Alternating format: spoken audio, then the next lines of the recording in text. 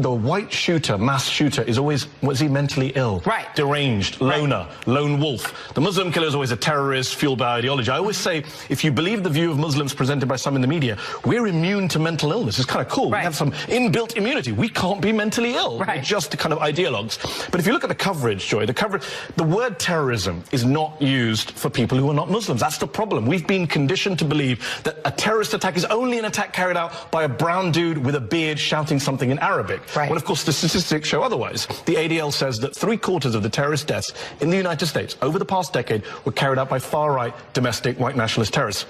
A quarter by Muslims. Can we say that the media coverage of terrorism in this country is 75% white nationalist, 25% Islamist jihadists? Not good. In fact, Georgia State University did a study.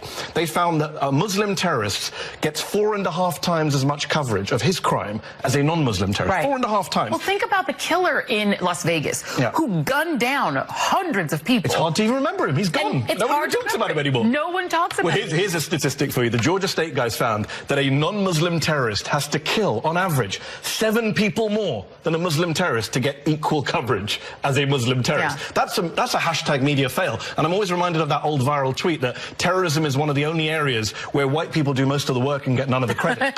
And it's a real problem. But, you know, it leads to racism, Islamophobia. It leads to fear on the part of communities of immigrants that, you know, that's where the terrorism threat is, from brown people, from foreign people, not from the terrorism threat in our midst. Even when you have Dylan Roof shoot 9 people, kill 9 black people in a church. And then get a nice meal of burgers and fries. Doesn't get charged with terrorism, doesn't get called a terrorist. Alex Fields killed Heather Heyer in Charlottesville, doesn't get called a terrorist, doesn't get charged with terrorism. Robert Bowers, who killed 11 Jewish worshippers in a synagogue last year, doesn't get charged with terrorism, doesn't get... Shooter is the word used in the headline, not terrorist. And look, I have a problem with the whole war on terror discourse to begin with, but let's be consistent. Just make it consistent.